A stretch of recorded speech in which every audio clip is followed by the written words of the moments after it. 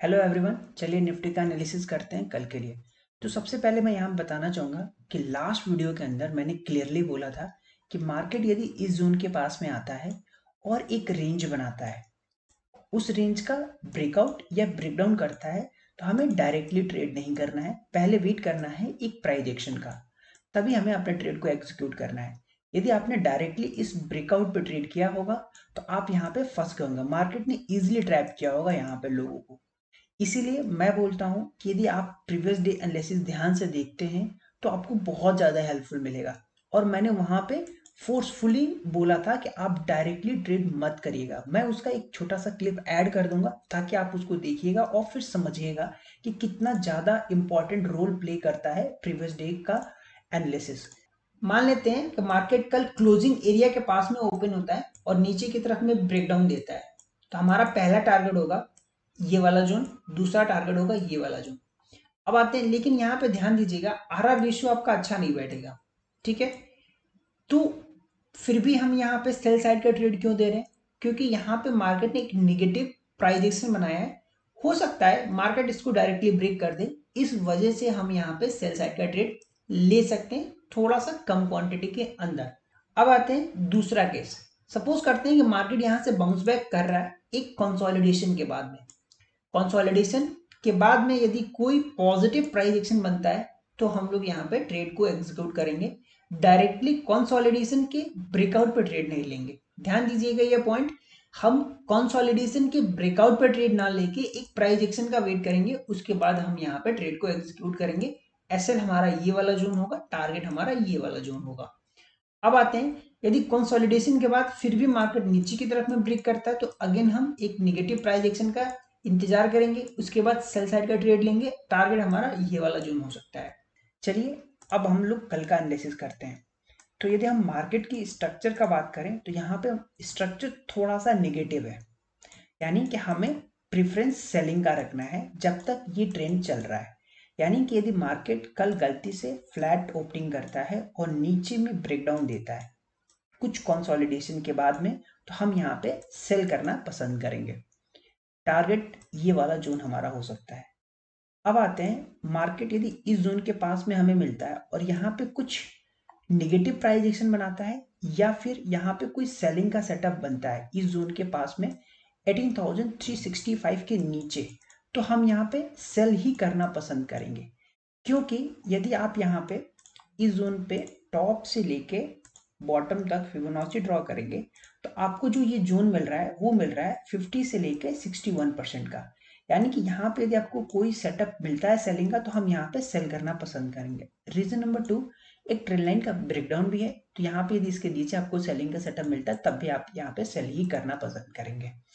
अब आते हैं इंपॉर्टेंट बात पे कि यदि सपोज करिए कि इस जोन में मार्केट आता है लेकिन उससे पहले यदि मार्केट ने पॉजिटिव प्राइस एक्शन बना दिया, फॉर एग्जांपल समय और यहाँ पे ओपन हुआ और इस तरीके के जाके यहाँ पे मिलता है, तो हम लोगों को यहाँ पे क्वांटिटी हाफ कर लेनी है। उसका रीजन क्या है? थोड़ा सा मार्केट का स्ट्रक्चर लॉन्गर व्यू में देखने की कोशिश करते हैं। यदि हम यहाँ से लेके यहाँ तक हम फिबोनाची ड्रॉ करें तो जो ये वाला जोन है आप यहाँ पे देख पा रहे हैं 18,256 से लेके 200, यदि मार्केट यदि यहाँ से मूव करेगा और प्राइस एक्शन पॉजिटिव बन गया, यानी कि जो इस जोन का 50% है वो हमारा जोन इंपॉर्टेंट होगा नीचे के साइड के लिए। यानी कि यहाँ से यदि पॉजिटिव प्राइस एक्शन बना के जाएगा तो फिर हम लोगों के लिए कंफ्यूजन क्रिएट हो जाएगा। इस वजह से मैं बोल रहा हूँ कि यहाँ पे यदि पॉजिटिव प्राइस एक्शन के बाद में सेलिंग का सेटअप बनता है तो हम अपनी क्वांटिटी को हाफ रखेंगे। आई होप ये वाला चीज समझ में आ गया होगा। लेकिन यदि डायरेक्टली यहाँ पे मिल जाता है, हम लोग को डायरेक्टली यहाँ से मूव करके मिलता है, तो हम यहाँ पे सेलिंग ही प्रेफर करेंगे। अब आते हैं, इस चीज को थोड़ा सा मैं रिमूव कर देता हूँ, ये दोनों ही फिबोनाची लेवल को। हाँ, अब आते हैं कि market somewhere gap up opening करता है। गैप अप ओपनिंग 18,385 के ऊपर, यानी कि इस लेवल के ऊपर गैप अप ओपनिंग करता है तो फिर हमारे लिए मार्केट वोलेटाइल हो जाएगा। रीजन, जिन लोगों ने यहाँ पे सेल किया होगा उनके एसएल कटेंगे तो मार्केट काफी तेजी से ऊपर जाएगा। फिर ये एक फ्रेश लेवल है अभी के लिए, तो यानी कि यहाँ पे फिर हमें सेलिंग देखने को मिल सकती है। तो यहाँ पे अगेन मार्केट एक निगेटिव साइड में आ सकता है, यानी कि मार्केट यहाँ पे वोलेटाइल हो जाएगा। क्योंकि यदि निगेटिव सेंटिमेंट के अंदर मार्केट यदि पॉजिटिव खोलता है तो अक्सर यहाँ पे आपको मार्केट वोलेटाइल नेचर में ही मिलता है। तो यानी कि हमारे पास टोटल 3 केसेस हमने डिस्कस किया। पहला केस था यदि हमें फ्लैट ओपनिंग मिलती है और नीचे में ब्रेकडाउन मिलता है तो हम यहाँ पे सेल करेंगे। दूसरा, यदि मार्केट कहीं स्टार्टिंग में हमें इस जोन के पास में मिलता है बिलो 365 लेवल, तो हम यहाँ पे सेलिंग का प्रेफरेंस रखेंगे। थर्ड, यदि मार्केट हमें इस जोन के पास में मिलता है इसके ऊपर, तो हम यहाँ पे वोलेटाइल मार्केट को एक्सपेक्ट कर सकते हैं। अब आते हैं यहाँ पे कि market somewhere gap down open हो जाए। गैप डाउन यानी कि इस जोन के पास में, तो हम यहाँ पे सेलिंग ही करना पसंद करेंगे।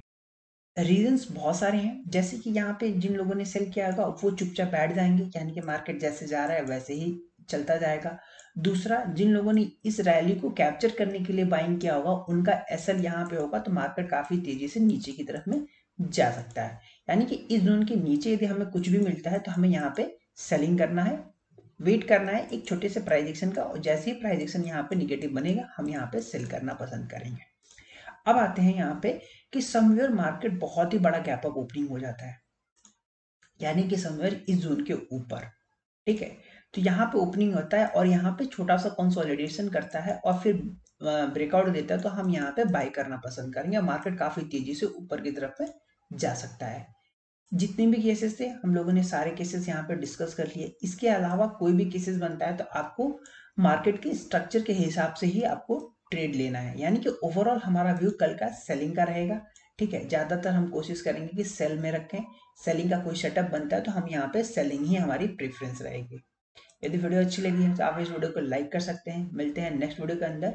और मैं यहाँ पे बोलूंगा कि प्लीज आप प्रीवियस डे के एनालिसिस का वीडियो जरूर देखिएगा ताकि आपको एक इनसाइड व्यू मिल पाए, ठीक है। मिलते हैं नेक्स्ट वीडियो के अंदर। Thank you so much.